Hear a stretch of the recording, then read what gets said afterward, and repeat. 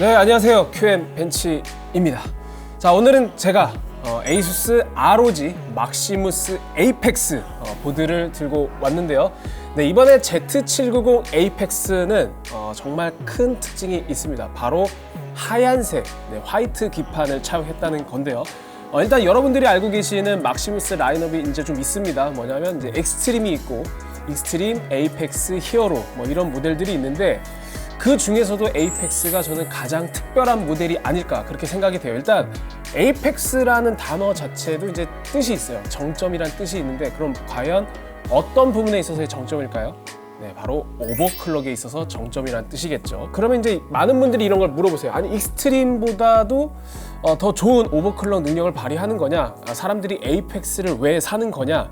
이런 질문을 제가 많이 받는데 지금 이게 정확한 비유가 아닐 수도 있습니다만 저는 그렇게 생각을 합니다. 우리가 이제 자동차로 비유를 하면은 익스트림 모델 같은 경우는 플래그십 대형 세단, 플래그십 대형 세단이니까 어떤 승차감, 그 다음에 뭐 대배기량의 엔진, 편의성, 기능성 이런 것들을 모두 갖춰야 되지만 에이펙스 같은 경우에는 아무래도 스포츠카에 비유를 할 수가 있는데 스포츠카의 미덕은 뭐겠습니까? 빠른 속도, 가벼운 무게, 그리고 뭐 코너링 성능 이런 걸 들 수 있는데 이 에이펙스 모델 같은 경우에도 오버클럭을 위해서 포기한 부분들이 분명히 있습니다. 그래서 오버클럭 특화 마더보드이기 때문에 전원부에 좀 더 집중을 하고 여러 가지 범용적인 기능은 다소 이제 포기를 하는 그런 특성을 보여주기 때문에 여러분들이 만약 보드의 구매 우선순위의 가장 큰 목적이 오버클럭이다. 그러면 에이펙스를 선택할 수밖에 없는 그런 가치를 제공해주는 물건이죠. 자, 일단 패키지 디자인을 보면 패키지 디자인이 기존 ROG 마더보드와는 조금 컨셉이 다릅니다. 기존에는 이제 빨간색을 많이 쓰고 가운데 엠블럼을 크게 자리 잡고 뭐 마더보드 레이아웃도 나오고 뭐 이런 식으로 구성이 되어 있는데 지금 막시무스 Z790 에이펙스 모델 같은 경우에는 시크한 블랙으로 처리하고 그다음에 ROG 엠블럼이 이렇게 도트 무늬로 이렇게 각인이 되어 있습니다. 그래서 별도의 어떤 화려한 이미지 프린팅이 전혀 돼 있지 않아서 굉장히 깔끔한 느낌을 주는데 정작 보드는 화이트란 말이죠. 그래서 대비 효과를 노린 게 아닌가 그런 생각도 드네요. 네, 패키지 뒷면 넘어가 볼게요. 패키지 뒷면에도 굉장히 시크해요. 그 흔한 마더보드 레이아웃 이미지조차 없습니다. 그냥 에이펙스라는 텍스트를 크게 그래픽화해서 이렇게 나타났고 아래쪽에 모델명이 있습니다. ROG 막시무스 Z790 에이펙스. 굉장히 시크한데 그만큼 제품 자체로 승부하겠다. 우리 고유의 가치를 알아보는 사람이면 이 정도는 상관없다. 뭐 이런 의미인 것 같습니다. 바로 패키지 개봉해서 제품 외형부터 살펴보도록 하겠습니다. 자, 패키지를 개봉하면요. 패키지를 개봉하면 안쪽에는 기존의 ROG 보드와 구성이 같네요. 이렇게 살짝 각도를 주면서 나타나는 이 감성 아주 좋습니다. 그리고 이제 하단에는 보드 덮개가 있는데 과거에는 이제 막시무스에서 이거를 투명으로 처리했거든요. 보드를 볼 수 있게. 근데 지금은 불투명 블랙으로 이렇게 처리한 모습입니다. 요거를 덮개를 제거해 주면 네, 보드를 이렇게 볼 수가 있어요. 보드는 주인공이니까 잠시 뒤에 살펴보고 구성품부터 보도록 하겠습니다. 안에 구성품 레이아웃도 깔끔하게 이렇게 배치를 해놨네요. 스티로폼에 이렇게 둘러싸여져 있는데 뭐가 많습니다. 지금 이게 다 뭘까요? 자, 이걸 꺼내놓고 안에 종이 인쇄물 이런 것도 꺼내주고 그 다음에 또 숨겨진 게 있는데 여기서 종이 커버를 드러내면 네, 안쪽에 또 액세서리가 굉장히 많아요. 이게 다 뭐야 이게? 자, 굉장히 많습니다. 요거는 잠시 내려놓고 자, 일단 조그만 것들부터 볼게요. 조그만 거. 조그만 게 뭐가 있냐? 일단은 메모리 쿨링을 위한 별도 지지대가 있고 여기에다가 이제 추가적인 쿨링팬을 장착해서 아무래도 오버클럭 많이 하실 테니까 여기에다 쿨링팬을 달아라. 이런 지지대가 담겨져 있고요. 그다음에 ROG 안테나도 들어 있습니다. 와이파이 모듈이 포함되어 있기 때문에 안테나는 필수겠죠. 이거 쿨링팬을 제공해 주네요. 네, 별도의 조그만 40mm 쿨링팬도 제공을 해주고 있습니다. 그다음에 이제 M.2 레치 관련해가지고 뭐 고정 나사들이 있고 다 조그만 부품들이에요. 그리고 이제 추가로 서멀 패드도 하나 제공을 해주고 있습니다. 네, 조그만 것들은 뭐 이 정도로 살펴보고 이제 큰 것들을 좀 봐야 되는데 먼저 USB, 네, 설치 USB가 있습니다. 뭐 기존에는 광학 디스크를 많이 줬었는데 요새 이제 ODD 가지고 있는 사람들 없잖아요. 그래서 USB를 제공하는 건 칭찬하고 싶고, 근데 너무 늦게 바뀌었어. 진작 USB로 전환을 했어야지. 그리고 제가 항상 지적했었던 ROG 엠블럼 프린팅이 잘려 있습니다. 이거 공정 과정에서 조금 누락이 된 것 같은데 이 오류가 수정되지 않고 있어요 지금. ROG 하면 사실 감성이 굉장히 중요한 제품의 가치인데 이 엠블럼을 이렇게 깎아 만든 거는 에라가 아닌가 그런 생각이 드네요. 이건 뭐야?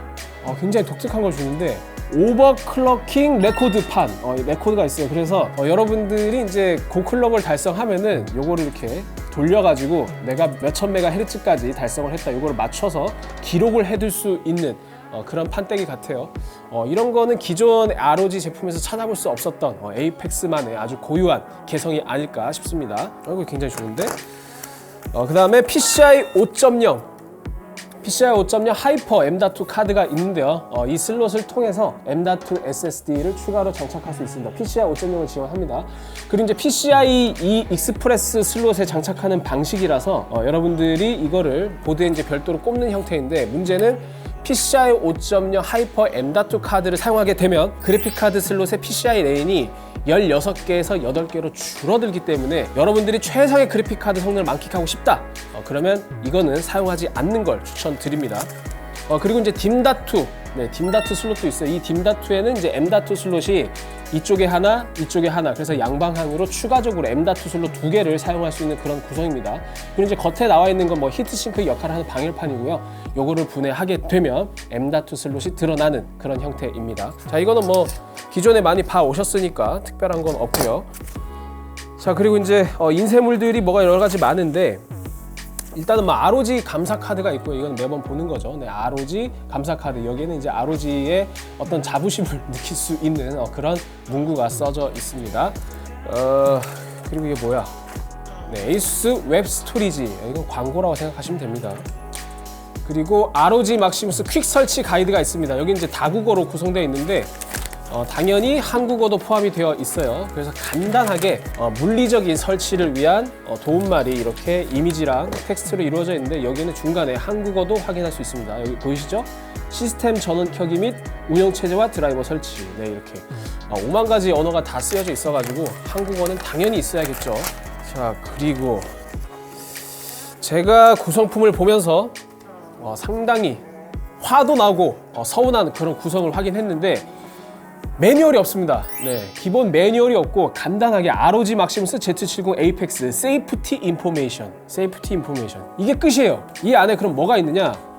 지금 보시면 그 보드 상태를 알려주는 Q코드 LED, 그 Q코드 LED에서 말해주는 코드가 무엇을 의미하는지 이 Q코드 가이드가 있고, 나머지 내용은 그냥 안전 가이드 문서예요. 여기 보시면은 보드에 대한 설명이 아니라 사용 시 주의사항, 취급 시 중요사항 뭐 이런 것들이 나와져 있는데, 한마디로 보드 안에 탑재된 슬롯, 인터페이스, 포트 이런 것들이 어떻게 배치되는지, 각 포트의 기능이나 그런 것들이 어떤 기능을 하는지 이런 설명이 나와 있지 않습니다. 즉 보드 매뉴얼을 제공해 주지 않습니다. 사실 보드 매뉴얼을 제공하지 않는 거는 기가바이트 보드들이 최근 그러한 경향을 띠고 있는데, 에이펙스는 왜 이걸 안 주나요? 어차피 오버클럭 좋아하시는 분들은 이제 전문가적 소양을 가지고 있으니까 보드 매뉴얼 필요 없다? 이거 아닐 텐데. 보드는 당연히 저는 매뉴얼을 줘야 된다고 생각합니다. 그래서 물론 에이수스 홈페이지에 들어가면 지원 부분에서 유저 가이드를 PDF 형태로 제공해 주고 있긴 한데, 물론 영어로. 사실 근데 이렇게 종이 인쇄물로 보드 매뉴얼을 제공하는 것이 기본이 되어야 되는 게 아닌가, 그런 측면에서 이거는 상당히 저는 세게 좀 비판하고 싶어요. 에이수스는 안 그럴 줄 알았는데 에이수스조차 이러니까 정말 서운하기 짝이 없습니다. 자, 액세서리 모두 살펴봤으니까 액세서리는 이제 내려놓고 제품 본체를 보도록 하겠습니다. 네, 이거 아주 감성 있어요. 오버클로킹 레코드판. 자, 제가 인트로에서 말씀드렸던 것처럼 이번 Z790 에이펙스는 화이트입니다. 네, 화이트. 이게 정말 특별한 이유가 있습니다. 일단 에이수스 보드 제품은 기존에도 화이트 컨셉 제품이 있긴 했어요. 예를 들면은 이제 프라임 모델 이런 모델에서 화이트 컨셉을 가져가긴 했는데, 기판까지 화이트로 처리한 ROG 보드는 없었습니다. 즉 ROG 보드 중에서는 최초로 PCB까지 화이트로 처리한 그런 제품이라고 제가 말씀드릴 수 있는데, 에이수스 브랜드 전체로 확대하면 예전에 제가 기억이 정확하진 않을 수 있는데 Z170 시절에 그 세이버투스 브랜드에서 이제 에이수스 세이버투스에서 이제 화이트 보드를 선보인 바 있는데, ROG 브랜드에서 화이트 기판은 지금 보시는 이 Z790 에이펙스가 최초입니다. 대부분은 화이트 컨셉을 하더라도 뭐 방열판이나 그런 것만 좀 화이트로 처리하고 기판은 검은색인 경우가 많았는데, 이렇게 화이트로 처리한 거는 상당히 독특한 감성이자 또 이제 수요를 만족시키는 아주 좋은 구성이라고 볼 수 있어요. 왜냐하면 여러분들이 화이트 컨셉으로 PC를 꾸미시는 분들이 상당히 많이 존재하고, 또 이제 화이트가 예뻐 보이기 때문에 그런 취향을 가지신 분들이 상당히 많거든요. 그런 측면에서 고성능 보드를 화이트 PCB로 출시한 것은 굉장히 칭찬하고 싶습니다. 그래서 이 컬러 구성을 보면은 기판이 사실 완전 화이트라고 보기에는 조금 어두워요. 그러니까 이제 뭐 스노우 화이트 또는 엄청나게 밝은 회색 그런 느낌인데, 완전히 생 화이트는 아니다. 참고로 알아두시고요. 그 다음에 히트싱크는 이것도 화이트는 아니고 이제 은색에 가까운 그런 느낌이라서 어떤 화이트와 은색의 조화, 이런 조화적인 측면에서는 상당히 훌륭한 그런 모습이라고 생각이 듭니다. 하지만 이것도 좀 아쉬운 부분이 있는데, 여러분들 바로 이전 세대, 즉 인텔 12세대와 함께 출시됐던 Z690 에이펙스 모델을 기억하실 텐데요. 지금 제가 자료 이미지를 띄워드리고 있는데 Z790 에이펙스는 Z690 에이펙스와 레이아웃이 동일합니다. 즉 디자인에서 추가적인 요소가 거의 없어요. 일단 히트싱크 디자인이라든지 배치라든지 보드 레이아웃 이런 것들이 기본적으로 동일하기 때문에 한마디로 디자인은 복붙이다. 이렇게 생각하시면 되겠습니다. 물론 구성면에서 조금씩 달라진 건 있어요. 내부적으로 칩셋 컨트롤러가 바뀐 것도 있고, 그 다음에 Q 릴리즈 기능이 과거에는 이 와이어를 당기는 방식이었는데 지금은 걸쇠가 수평 이동 방식으로 이제 신형 방식으로 바뀌었다는 거, 뭐 여러 가지 소소한 변화점이 있긴 하나 기본적으로 동일합니다. 그리고 또 한 가지 또 언급드리고 싶은 부분이 있는데, 바로 뒷면. 왜 백플레이트를 안 주는 거죠? 아니 무려 ROG 막시무스, 거기에다가 에이펙스 정점 모델인데 왜 백플레이트를 안 주는 거죠? 제가 알기로는 Z790 히어로 모델 같은 경우에는 이번에 백플레이트를 가지고 있는 걸로 알고 있는데, 이 정도 등급, 지금 100만 원이 넘어가는 보드에서 백플레이트를 생략했다. 이거는 에이펙스가 인색해도 너무 인색한 게 아닌가, 그런 생각이 듭니다. 물론 그런 의견도 있어요. 이런 극단적인 오버클럭커, 즉 익스트림 오버클럭킹을 하는 유저들한테는 어차피 이제 PCB에 필요한 영역을 제외하고는 다 거추장스럽기 때문에 그런 분들을 고려한 것이다, 뭐 이런 의견도 있으신데 저는 일리가 있다고 생각을 합니다. 하지만 에이펙스를 구매하는 사람들이 모두 익스트림 오버클럭커는 아니에요. 그냥 예뻐서 구매하시는 분들도 계시고, 혹은 공랭 환경에서 오버클럭킹 기능이 마음에 들어서 구매하시는 분들도 계신데, 그런 분들한테는 어떤 감성적인 요소에서 확실히 도움이 되거든요. 그런 측면에서 백플레이트는 제공을 해줘야 되는 게 아닌가, 그런 생각이 듭니다. 아니 거추장스러움 떼내면 되니까요.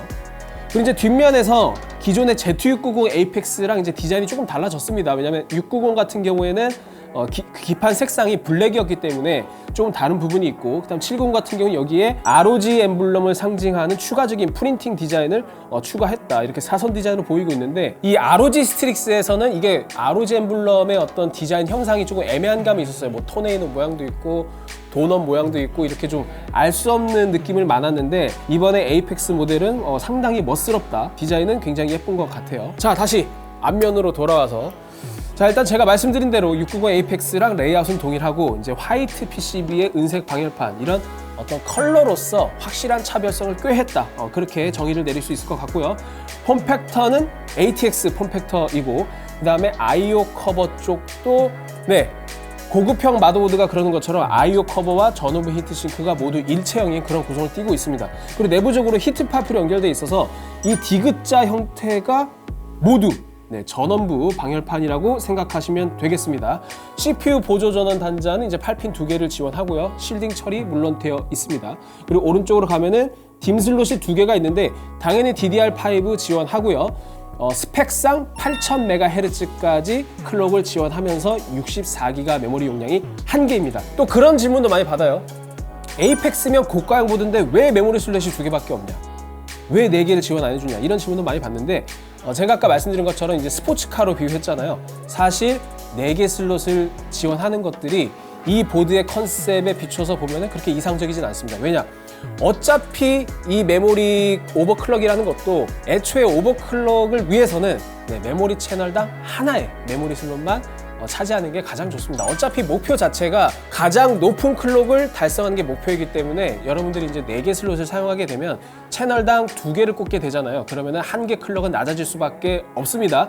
그래서 목표가 오버클럭인 만큼 메모리 슬롯은 2개만 제공한다. 이렇게 이해하시면 되고, 오른쪽으로 가보면 딤.2 슬롯이 있습니다. 이 딤.2 슬롯은 제가 아까 액세서리에서 보여드렸던 이 추가적인 M.2 2개를 사용하기 위한 그런 슬롯인데, 요거를 요게 이렇게 수직으로 장착하는 방식입니다. 그래서 여러분들이 요거를 걸쇠를 이렇게 해제하시고 이렇게 꼽으면 추가적인 M.2 슬롯 2개를 사용할 수가 있죠. 근데 하나 불만이 있네요. 불만이 있어요. 이게 사실 이것도 어떻게 보면 에이수스가 재탕을 하느라고 이런 구성을 가지게 된 것 같은데, 이 보드의 정체성은 화이트잖아요. 그리고 히트싱크는 은색이고, 그럼 딤.2 히트싱크도 거기에 맞춰야지, 디자인을. 왜 이건 블랙으로 냅둔 겁니까?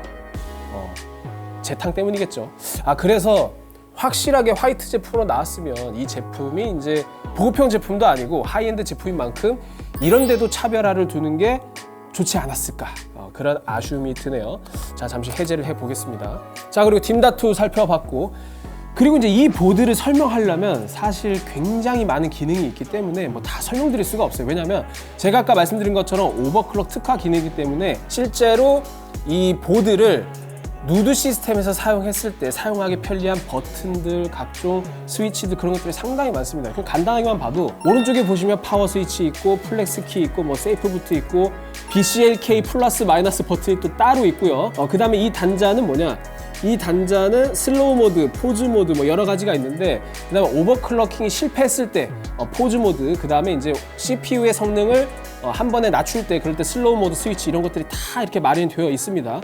그리고 오른쪽에 보면은 이제 주전원 단자가 있고, USB 3.2 Gen2x2 단자 있고, 아래쪽에 SATA 포트 6개가 있는데, 이거 특이하네요. 오버클럭 특화 보드인데 SATA 포트 6개를 지원합니다. 물론 네이티브는 포트가 4개짜리인데 2개는 AS 미디어에서 제공하는 추가적인 ASM 컨트롤러로 SATA 포트 2개를 제공하고 있고요. 그 다음 하단으로 넘어가도 상당히 핀 헤더가 많아요. 지금 보시면은 이게 뭘까요? 추가적인 시스템 펜을 장착할 수 있는 핀 헤더도 있고, 그 다음에 이제 프론트 패널 헤더도 있고, USB 2.0 헤더도 있고, 바이오스 전환 스위치네, 듀얼 바이오스입니다. 바이오스 전환 스위치도 있고, 그 다음에 이제 수랭 쿨러를 사용할 때 유속 입수구, 출수구도 있고, 그 다음에 유속을 모니터링 할 수 있는 핀 헤더도 있고, USB 3.2 Gen2 헤더도 있고, 이건 또 뭐야? RSVD 전환 스위치도 있고, 그 다음에 이제 어드레서블 RGB 핀 헤더가 있는데, 이 5V RGB 핀 헤더는 위쪽에 2개, 아래쪽에 하나 해서 총 3개가 있습니다. 그리고 12V 오라 RGB는 이제 하나가 있고요. 그래서 이렇게 다양한 핀 헤더와 스위치를 제공하고 있기 때문에 여러분들이 이제 오버클럭을 하는 데 있어서 보드상에서 조절할 수 있는 것들이 상당히 많습니다. 그리고 제가 아까 놓치고 간 부분인데, 이쪽에는 전압을 모니터링 할 수 있는 프로블 전압 측정 포인트도 있습니다. 여기 보시죠. 여기 접점들이에요, 다 이게. 접점들이 있기 때문에 각 컴포넌트에 해당하는 접점 포인트에 여러분들이 이제 별도의 툴을 통해서 전압 모니터링도 가능하다. 이런 다양한 기능들이 있습니다. 확실히 오버클럭 특화 보드 에이펙스인 만큼 이런 기능에 있어서는 타의 추종을 불허한다. 확실한 차별성을 제공해준다. 이렇게 이해하시면 되겠네요. 자, 그 다음에 이제 PCI 슬롯. PCI 슬롯 구성을 봐야 되는데, 일단 PCI 5.0 당연히 지원합니다. 여기 보시면 실딩 처리된 이 2개의 슬롯에서 PCI 5.0을 지원하고요. 다만 PCI 레인 16개를 풀로 활용하는 공간은 가장 상단에 있는 PCI 슬롯입니다. 그래서 여러분들이 그래픽 카드를 장착하실 때는 가장 상단 슬롯을 사용하셔야 되고요. 그 다음에 실딩 처리되지 않은 이 2개의 슬롯은 PCI 4.0 슬롯입니다. 위쪽은 레인 1개만 활용할 수 있는 X1, 아래쪽은 X4 슬롯이 되겠습니다. 그 다음에 상단 슬롯은 네, Q 릴리즈 버튼이 제공됩니다. 여기 보시면 네, 이렇게 누르면 수평 이동하는 방식이에요. 그리고 이것도 이제 차이점이 있는데 Z690 에이펙스는 디자인은 동일하지만 이 걸쇠가 전통적인 방식의 걸쇠처럼 생겼어요. 그래서 단순히 제껴지는 형태였다면 Z790 에이펙스는 이렇게 눌렀을 때 수평 이동하는 방식으로 조금 더 세련되고 깔끔한 디자인으로 완성됐다는 점 참고해 주시고요. 정말 기능도 많고 편의성도 많고 뭐 그런 보드라고 할 수 있는데요. 일단 전반적인 외형 디자인에서 제가 좀 평가를 드린다면 저는 디자인만큼은 상당히 마음에 듭니다. 하지만 단점으로 꼭 지적하고 싶은 거는 Z690 에이펙스의 레이아웃을 그대로 가져왔기 때문에 물론 색상 차이가 보여주는 신선함은 강렬하지만 사실 이 보드가 저렴한 보드가 아니기 때문에 조금 더 감성적으로 만족시켜 줄 수 있는 그런 구성을 취하는 게 좋지 않았을까 그런 생각이 들고요. 그 다음에 이제 고가형 보드들이 보면 요새 감성이라고 해가지고 뭐 LED라든지 혹은 아머 플레이트라든지 이런 것들을 굉장히 고급스럽게 잘 활용하는 데 반해서 에이펙스는 상대적으로 좀 썰렁한 그런 느낌이 좀 드는 것도 사실입니다. 그래서 가격을 생각하면 그렇게 대단해 보이지는 않는 그런 아쉬운 설계라고 볼 수 있고요. 자, 그 다음에 이제 IO 포트부를 한번 볼게요. 네, 이쪽 보시면 IO 포트가 있는데 제가 이제 IO 포트 하나하나 다 설명드리기 전에 먼저 말씀드리고 싶은 게 있는 게 내장 그래픽 출력을 지원하지 않습니다. 네, 내장 그래픽 출력을 지원하지 않아요. 이것도 마찬가지로 선택과 집중을 한 건데 내장 그래픽 출력을 포기한 겁니다. 어차피 내장 그래픽 출력이 없으면 이 보드 레이아웃 상에서 전원부를 모두 CPU에 집중시킬 수 있기 때문에 내장 그래픽 출력은 지원하지 않고 있고요. 자, 가장 상단에 클리어 시모스 버튼이 있고 이거 바이오스는 이제 플래시백 버튼이죠. 그래서 여러분들이 USB에 바이오스 업데이트 파일을 넣어놓고 CPU나 그래픽카드 장착 없이도 이 버튼을 통해서 바이오스를 업데이트할 수 있고요. 그다음 그 아래쪽에 PS2 포트가 있습니다. 네. 보통 여러분들 키보드 마우스 사용하실 때 USB 주로 사용하시잖아요. 그런데 왜 이 보드는 정말 구닥다리, 정말 구형 방식인 PS2 포트를 왜 지원하는지 궁금해할 수 있는데 제가 아까 말씀드린 것처럼 이 에이펙스가 어차피 오버클럭 특화 보드이기 때문에 USB 장치라는 거는 결국 USB 컨트롤러에 의해서 통제되고 USB 컨트롤러 통제되면 또 CPU에 영향을 받고 그래서 이러한 모든 변수들에서 비교적 상대적으로 훨씬 자유롭고 또 이제 입력 우선순위도 높은 PS2 포트가 쓸데없는 변수를 만들지 않는 그런 측면에서 좋은 구성이기 때문에 선호하는 사람들이 있다고 해요. 그래서 넣어놓은 것 같고 이거는 어쨌든 배려 차원으로 이해해 주시면 되겠습니다. 그리고 USB 3.2 Gen1 포트 타입 A짜리가 4개가 있고요. 그 다음에 USB 3.2 Gen2 타입 A 포트가 4개가 있고 USB-C는 하나가 있습니다. 이거는 USB 3.2 Gen2 바이트 포트고요. 그 다음에 인텔랜 2.5기가 인텔랜이 있고 와이파이 6E 모듈이 있습니다. 블루투스도 당연히 지원하죠. 블루투스 5.3 지원하고요. 아래쪽은 오디오 포트가 되어 있는데 안쪽에는 금장 처리를 해서 뭐 내부식성, 내구성 이런 것들을 조금 더 강화한 그런 구성이라고 볼 수 있습니다. 자, 외형 모두 살펴봤으니까요. 이때 사실 에이펙스한테 중요한 건 전원부 그리고 이제 온보드 M.2 레이아웃이 어떻게 생겼는지 그런 걸 보여드려야 되니까 잠시 후에 분해를 통해서 살펴보도록 하겠습니다. 네, 분해를 모두 완료했는데요. 먼저 M.2부터 보여드릴게요. 여기 보시면 M.2는 이 온보드 상에 딱 2개가 있습니다. 딱 2개가 있고 아까 제가 보여드린 딤.2에 2개 있고 추가적으로 하이퍼 M.2에 1개가 있어서 총 5개의 M.2 슬롯을 사용할 수 있고요. 그 다음에 이제 아래쪽에도 서멀 패드가 있고 히트싱크 쪽에도 이렇게 서멀 패드가 있어서 양면 서멀 패드 구성입니다. 그리고 아래쪽 히트싱크에도 이렇게 서멀 패드가 있네요. 그리고 이제 안쪽에 보니까 LED 패널이 있어가지고 여러분들이 히트싱크 이쪽 ROG라고 써져 있는 부분 있잖아요. 여기에서 RGB LED가 점등된다는 점 참고하시면 좋겠고요. 그리고 전원부.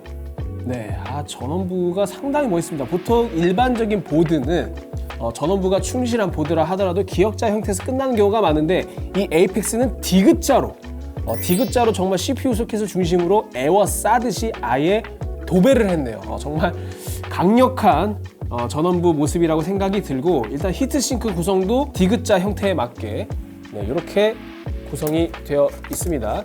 그리고 이제 히트싱크 쪽에도 이제 LED 패널이 있어서 여러분들이 여기 사이 전원부 히트싱크 사이에 이 홈에서 RGB LED를 느낄 수 있다는 점 참고해 주시고요. 서멀 패드도 모스펫과 초크 모두 맞닿는 부분인데 역시나 에이수스답게 초크를 완전히 덮지는 못합니다. 이거 끝까지 좀 활용해가지고 초크를 좀 완전히 덮었으면 좋겠어요. 여기 보시면 지금 이 부분이 네, 이 부분이 초크랑 맞닿는 부분인데 여기가 살짝 비잖아요. 그래서 초크랑 완전히 덮질 못하고 한 50%에서 60%? 네, 그 정도만 덮는 구성입니다. 물론 초크가 제가 항상 말씀드리지만 전원부 발열에 있어서 핵심은 아니어도 이렇게 서머 패드를 통해서 방열을 하는 그런 설계를 취했으면 좀 끝까지 덮는 그런 성의를 보여주시길 바랍니다. 그리고 이제 크게 전원부 히트싱크가 세 개의 파츠로 이루어져 있죠. 상단, 우측, 하단. 이 세 개의 파츠는 모두 히트 파이프를 통해서 연결되는 그런 구조라 볼 수 있습니다. 자, 전원부인데 전원부는 일단 내장 그래픽 출력이 필요 없기 때문에 CPU에만 24페이지를 때려 박는 아주 위험 넘치는 그런 구성을 보여주고 있고요. 그 다음에 이제 모스펫도 페이지당 105A의 출력을 담당하고 있습니다. 그래서 확실히 이 오버클럭이 목적인 사람한테는 이 에이펙스가 탐날 수밖에 없어요. 정말 좋은 구성이고 아주 멋지다, 이렇게 평가할 수 있겠습니다. 저희가 이제 잠시 뒤에 테스트 결과도 보여드릴 텐데 이 정도 전원부 규모의 히트싱크 구성이라면 전원부 온도도 상당히 낮지 않을까 그렇게 예상이 드네요. 자, 지금까지 히트싱크 구성, 그 다음에 이제 보드 내부도 봤으니까 퀘이 사전에서 테스트한 결과를 확인해 보도록 하겠습니다. 자, 테스트 시스템은 보신 바와 같습니다. CPU는 인텔 코어 i9 13900K고요. 그래픽카드는 지포스 RTX 4090입니다. 먼저 부스트 클록을 알아봤는데요. 모든 스레드를 사용하는 블렌더 구동 시 디폴트 상태에서는 초반에 5.5GHz를 유지하다가 인텔 가이드에 따라서 전력 제한이 걸리면서 5400MHz 정도로 떨어지는 것을 확인할 수 있었습니다. 그리고 추가적으로 파란색 그래프는 저희가 수동적으로 5.5GHz 오버클럭을 한 설정인데 수동 오버이기 때문에 칼같이 클럭을 유지하는 걸 알 수 있습니다. 하지만 게임할 때는 좀 양상이 다른데요. 게임할 때는 아무래도 CPU 로드가 낮고 소비 전력이 낮기 때문에 5.5GHz를 모두 잘 유지하고 있습니다. 다음은 소비 전력인데요. 기본 상태에서는 262W, 그 다음에 게임할 때는 168W를 소모했는데 OC 설정에서는 5.5GHz를 유지하기 위한 최소 전압을 설정했기 때문에 조금 더 낮은 온도를 기록했습니다. 하지만 블렌더 구동 시에는 오히려 288W로 높아진 모습인데 이 이유는 기본 상태에서는 전력 제한이 걸려서 소비 전력이 낮았다는 점 참고해 주시면 좋겠네요. 자, 전원부 온도를 저희가 측정해 봤는데 총 3군데에 걸쳐서 센서를 심어 놨습니다. 먼저 블렌더 구동 시 센서 1, 2, 3 모두 각각 온도가 조금씩 다르긴 하지만 평균적으로 40도대, 피크치 온도는 53도로 상당히 훌륭한 수준이죠. 저희가 이제 열화상 카메라로도 확인을 해 봤는데요. 기본 상태에서 약 54.4도, 오버클럭 세팅에서는 약 54.5도로 전원부 온도 자체는 큰 차이가 없었습니다. 열화상 카메라로 확인했을 때는 약 50도 중반까지 확인했다, 이렇게 이해하시면 되겠네요. 다음은 이제 M.2 슬롯에 따른 저희가 이제 성능을 또 확인해 봤는데요. M.2는 온보드 상에 2개, 그리고 딤.2에 있는 2개를 활용해서 4개 슬롯에서 온도 차이가 어떻게 나타나는지 확인해 봤습니다. 먼저 히트싱크를 전혀 장착하지 않았을 때는 평균 온도가 87도, 피크치 온도가 95도까지 치솟았고요. 그 다음에 M.2 SSD 슬롯 1번부터 4번까지 모두 평균 온도는 약 50도에서 55도, 피크치 온도는 54도에서 64도 정도를 기록했습니다. 여기서 슬롯 1번과 2번은 온보드 상에 있는 M.2 슬롯이고 슬롯 3번과 4번은 딤.2 슬롯인데 확실히 딤.2에 있는 히트싱크보다는 온보드에서 제공하는 히트싱크가 더 좋은 방열 성능을 갖고 있다, 이런 걸 알 수 있었네요. 다음은 저희가 부팅 속도를 테스트했는데 ROG 막시무스 Z790 에이펙스 같은 경우에는 대조군 중에서 가장 빠른 19.25초를 기록했습니다. 물론 큰 차이는 아니지만 가장 빠른 속도였고 아무래도 오버클럭킹을 하다 보면 재부팅을 할 일이 굉장히 많은데 조금이나마 쾌적한 성능을 기대할 수 있겠습니다.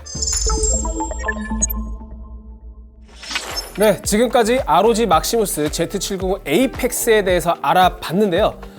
먼저 아쉬운 점부터 조금 찝어볼까요? 제가 이제 말씀드린 것처럼 이 Z790 에이펙스는 Z690 에이펙스랑 판박이입니다.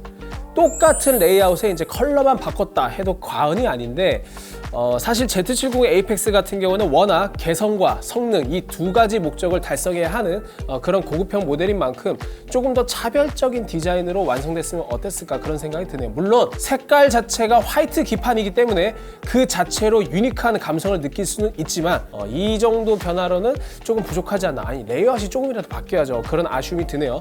그렇다고 아예 변화가 없는 건 아닌데 일단 네트워크 컨트롤러가 업그레이드 되긴 했습니다. 뭐 마이너 업데이트라고 볼 수 있는데 와이파이 모듈도 AX211로 업그레이드 됐고요. 그 다음에 이제 디자인적인 측면에서도 기판 뒷면이 이제 조금씩 변화를 줄 수 있는 프린팅이 추가됐다. 이런 것도 소소한 변화라고 할 수 있겠습니다. 그리고 Q 릴리즈 버튼도 이제 구형에서 신형 방식으로 조금 더 세련된 수평 이동 방식으로 변화됐다는 점도 긍정적으로 평가할 수 있고요.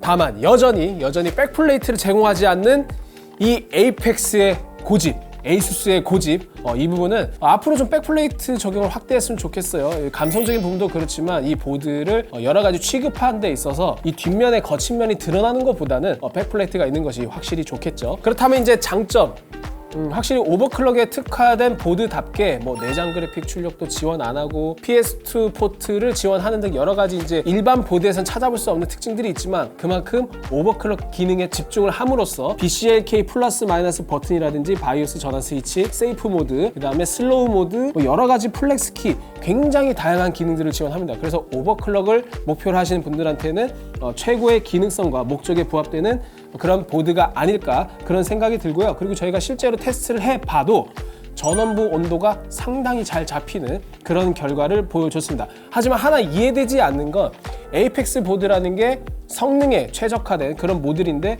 왜 기본 설정에서 전력 제한이 걸려 있는지 이 부분은 이해할 수가 없어요. 실제로 경쟁사 기가바이트 모델 같은 경우는 기본 바이오스 설정이 전력 제한이 해제되어 있는데 에이펙스는 인텔의 가이드를 그대로 따라가지고 모든 스레드에 부하가 걸리는 순간 클록이 다운됩니다. 기본 설정에서. 그래서 여러분들이 오버클럭을 하실 때나 아니면 오버클럭 하지 않더라도 조금 더 고성능을 추구하시는 분들은 바이오스 상에서 전력 제한을 별도로 해제를 하면 되겠습니다. 자, 에이펙스 사실 제가 이제 여러 가지 장점, 단점을 모두 나열했지만 가장 큰 특징은 뭐니 해도 ROG 브랜드 최초의 화이트 기판 보드라고 할 수 있고 그래서 이제 오버클럭뿐만 아니라 이런 고유의 감성까지 욕심을 내시는 분들한테는 충분히 메리트가 있지 않나 그런 생각이 듭니다. 물론 그럼에도 불구하고 가격이 너무 비싸졌기 때문에 그 부분은 여전히 단점으로 지적하고 싶네요. 네, 이상 QM 벤치였고요. 저는 다음에 더 재밌는 컨텐츠로 찾아오도록 하겠습니다. 여러분 안녕!